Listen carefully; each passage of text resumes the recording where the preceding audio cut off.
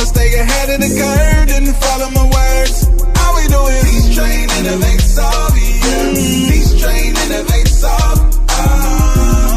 If you wanna be ahead of the curve, then follow my words. Good evening, good evening, good evening, everyone. To TExES, where we build confident, empowered educators through empathy and strategy, giving you practical tools that you can use every day.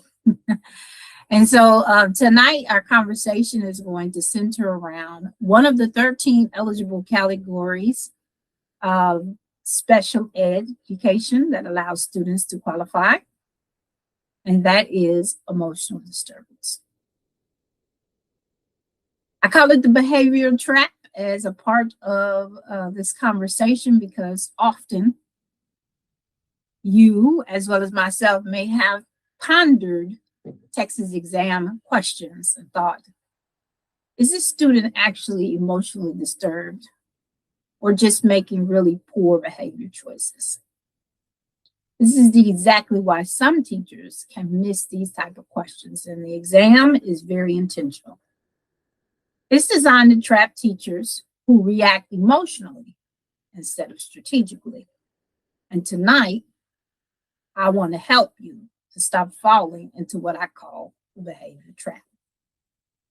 By the end of our talk tonight, you'll understand that there are several keys to this conversation. What emotional disturbance really means under IDEA, because again, that is the lay of the land, that is the framework and the roadway in which we operate with SPED 186, and how does SPED 186 frame behavior questions. Then we're going to touch on the part about trauma, maybe ADHD, discipline, and the difference between ED, and what the exam really wants you to notice. My hope is that you'll be leaving knowing how to confidently eliminate the wrong answers. And I want to paint a picture to help us as we go throughout our discussion. You're in a classroom. A student throws a chair, refuses to work, walks out of the class, argues with adults, and immediately some will say the student must be ED. But SPED 186, it is much deeper question than that. Really, it's what evidence shows a long-term emotional condition that impacts educational performance. Not was the student having a difficult day today. This matters because in real classrooms, real schools all over, and on this exam, behavior alone does not equal eligibility. And honestly, this misunderstanding causes a lot of teachers to overfocus on punishment instead of support, which is for a much longer, lengthier conversation. But tonight, I'm going to clean all of that up regarding the exam. So let's jump right into it. Emotional disturbance. It is the legal foundation, as I stated before, and SPED 186, it loves the legal wording because you're becoming a special education specialist. And it starts from you understanding the law and the processes through education, and to be able to participate and help your students along the way. So under IDEA, emotional disturbance means that a student demonstrates one or more specific emotional or behavior characteristics. It has to be over a long period of time to a marked degree, meaning not just very small behavior. And I will link the actual definition in our comments. And then my last point is that the condition adversely affects their educational performance. All of those keys, that wording is very critical because the exam repeatedly tests three things: duration, severity, and educational impact. I want you to write those down. I'm going to mention them again later in our talk. because the behavior trap happens when we focus only on the visible behavior. So I want to get right into what I like to call the 5 characteristics of ED. And these will help you as you prepare for your exam. And even in the classroom, I say this a lot because yes, I'm teaching you to successfully pass, but I'm also expecting you to be able to guard and guide yourself in the classroom as well from the information that you're learning. So students may demonstrate difficulty learning that's not explained by intellect or sensory or health factors. They may also have difficulty building or maintaining relationships. Often you'll see displays of inappropriate behavior or feelings under that might be really big feelings, but under normal circumstances. A pervasive mood or unhappiness, or even fall into depression. And the last one that I placed is physical symptoms or fears related to school or personal problems. Now, I want to state this really clearly. The exam often gives us distractors. They sound emotional, but they lack lots of things, and in particular, evidence for eligibility. Their wording is very intentional, but you must be ready for this. And so I asked the question, what's the difference between ED and behavioral problems? The reason I'm focusing here again is because it's not a one-off. It's not a bad day. It's the things that I stated before that I'm going to bring up again on here. Those 3 factors that you have to be aware of. And this problem, this is one of the most researched questions when I started looking and talking about emotional disturbance. So let's answer it clearly. Behavior problems can happen for many reasons. Trauma, lack of sleep, stress, ADHD, anxiety, and so many others. Maybe even temporary emotional situations, as I said before. But ED eligibility requires a documented emotional condition that persists over time, significantly affects emotional performance, and fits the idea criteria. It's not going to be these surface level kinds of things, but it's going to impact their learning. And that's very different from the student had a rough week. And SPED 186, it's going to put that dangling carrot, that piece of information within those descriptors. And it's important for you to make that distinction. Again, persists over time, significantly affects their educational performance, and fits ideas criteria. And so these traps are examples that I'm going to share with you are questions that they might describe. They might place in the question, a recent family divorce, emotional outburst, crying in class, or declining behaviors for about 2 weeks or so. And unfortunately, many educators, they're going to immediately pick to refer for emotional disturbance. But this is where I want to help you, and I want you to stop and really think through what I'm going to present to you. And that is best answers that are often going to be, well, they're going to be in those descriptors. And I want you to be able to recognize them and choose them. It's important that you gather additional information or additional data. It's not one and done. You're going to implement supports. Of course, collaboration is key. They have a whole section of domain 4 that talks about your understanding of how you as a professional will collaborate. And so here is where domain 1 and 4 collide together. And then they might even put in there to monitor patterns over time, because temporary emotional responses are not enough. They do not justify or fit the criteria that's listed in IDEA when we're discussing this, when we're discussing the 13 categories of eligibility. And so here is a common comparison: trauma versus ED. It's another huge search question that I found, but I want us to tackle it. This question is searched constantly, yes, but is trauma considered emotional disturbance? And the answer is not automatically. A student may experience trauma without qualifying under ED qualifications through IDEA.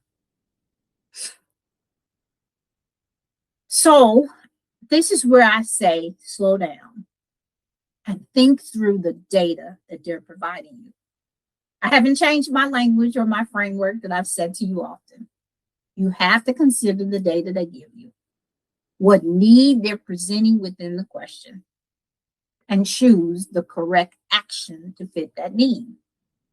But let me go back into trauma.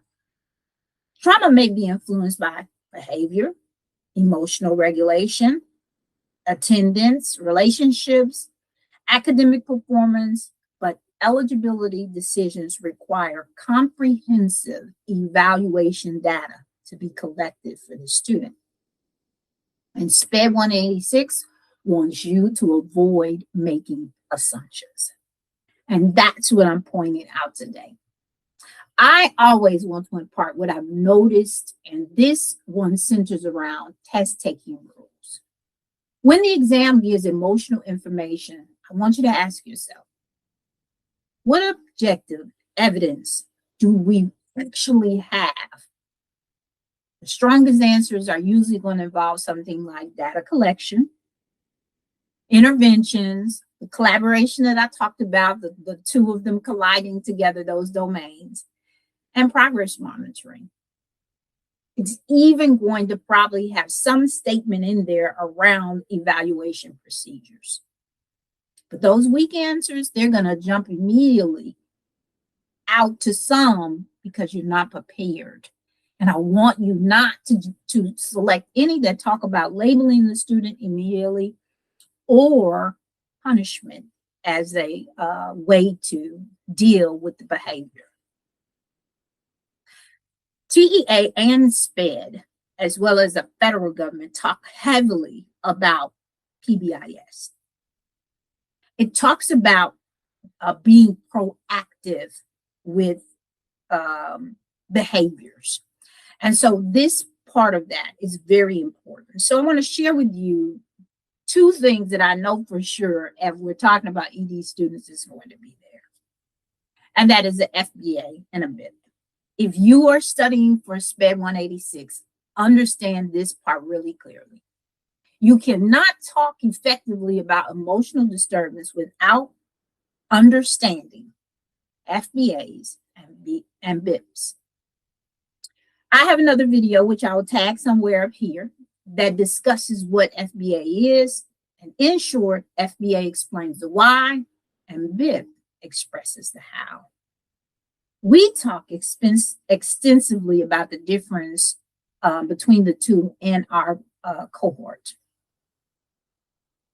And at this time, I really want to invite you out to our upcoming cohort and some events that we have coming up. So we have an open and free class number 5. It's an introductory understanding of domain 5 and how to attack it. You'll learn about what domain 5 wants. You do a short practice using a Pearson-style constructed response. And our next session is this coming Tuesday. So we would love for you to be able to participate. I'll leave the registration information down at the bottom for you to participate. But we've also extended this because we understand it, even though we spend an hour and a half together in this free class, that there's more that is needed for this domain 5 portion of the exam. It is worth 20% of the exam. It's the newest of parts, and it is our offering to you to help you to be able to master this section. It's an in-person training. It's going to happen May 30th, where we're going to talk about that data, the need, and the action, our framework that we present quite often on this station. Our purpose is to guide you to write that 400 to 600 response effortlessly and then receive feedback along the way. We're excited about this session, but as always, I'm going to return us right back to the information that we're talking about within this segment, and that is real classroom support. I want to give you some because the exam wants you to understand as a specialist what you should train your eyes to. And so I say it rewards you if you investigate the patterns, if you identify the triggers, and you analyze whatever the function is that's happening within the text. And lastly, I'm going to say that it creates supportive interventions. Essentially, in the writing part that I spoke of just a little while ago, it's going to ask you to suggest and explain an intervention. And I don't know what category they're going to talk about with the students that you are given, but I do know that that's going to be a very heavily weighted part of that information. So let's make this really practical, because there are teachers that are searching this topic. They usually want to know, what do I actually do? And here are some strong classroom students information for those that are struggling with their emotion and behavioral needs. Some of the supports are going to be predictable routines. This just works out well for you, period. Okay, structure actually lowers anxiety and emotional escalations. It just does it, period. Then you offering calm correction. Escalating emotionally usually only escalates the student, and then we have a big uproar that is happening that could be avoided. And in our cohort, we talk about some of the measures that you can take in order to use calm down strategies. The next one is you building relationships with your students. That starts from even before they enter the classroom. They're just techniques that you can do to show that you're already a caring professional and that you want to hear and understand what they're going through. This building of relationships helps students to regulate much better, and it also allows them to help to trust adults. And then another one, these visual schedules and even warnings. They help the students to transition and deregulate the triggers that might happen. Also, it helps them to be accountable. And then the last one on your screen that talks about break opportunities. So that's one of the frequent accommodations that happens most of the time. I'll see that in certain students' bibs as opportunities for them to self-regulate. Of course, we have to teach this because it's a skill. It's not a defiance mechanism and things of that nature. We don't want them to use it that way, but we do want to show them how to use it properly. And I'll even throw in one more in there and say that you use explicit emotional vocabulary, because some students literally cannot identify or communicate emotions effectively, and they need the help and support from us to do so. So what does this look like on the exam? I want us to do a really quick practice part from a Pearson-like exam question. And in this particular practice, it says that a student demonstrates aggressive verbal outburst, difficulty maintaining peer relationships, and chronic emotional withdrawal across multiple school years. Intervention data indicates that limited improvement despite targeted behavior supports. Apparently, those haven't worked. So which action is most appropriate? As we look and we go down those particular ones, I hope that one will jump off the page for you. A says to increase disciplinary consequences immediately. B, recommend comprehensive evaluation based on documented educational impact. C, remove the student permanently from extracurricular activities. And then D, wait another school year before reviewing concerns. I hope that you threw out D immediately because that one definitely dropped off the page as one that I would completely strike out. But here is our real answer, B. And the why is because the question included the duration, the educational impact, the intervention history that was already proposed, and the persistence of this characteristic happening over time. That is what SPED 186 exam language looks like, and that's what you need to look for when you're choosing answers for behavior. And sometimes they're not even going to mention the words ED, emotional disturbance, or as we commonly discuss it now, we typically say emotional behavior disability discussion. But whichever way it's presented to you, sometimes they're going to leave that information out, and you have to understand those parts that I've been stating tonight: duration, the educational impact, the history, and the persistence of it all. So my last message for tonight, I want you to spark, I want you to remember, is that behavior alone does not determine emotional disturbance eligibility. Let me try that again. Behavior alone does not determine emotional disturbance eligibility.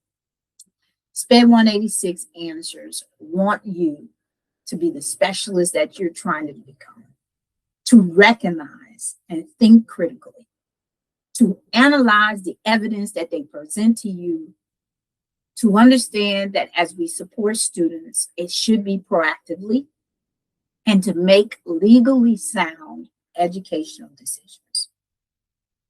So don't fall into these behavior traps. Emotional helped you to clarify emotional disturbance. I want you to subscribe to our channel as we continue to break down SPED 186 components to get you closer to your passing goal. We have several ways for you to stay connected to us, and we are grateful that to have the number of subscribers that we have right now. We have over 200. We've pushed over that. We're looking forward to reaching our most current goal, which is 250. That's our first way of you supporting us here, and we can continue on.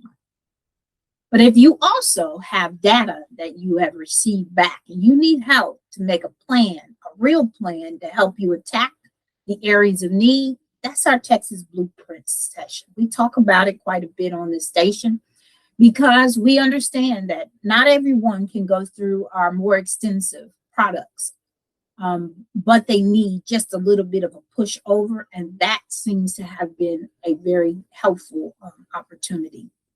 Then we have built our SPED community. We're rolling out a new SPED community through a very popular platform called School.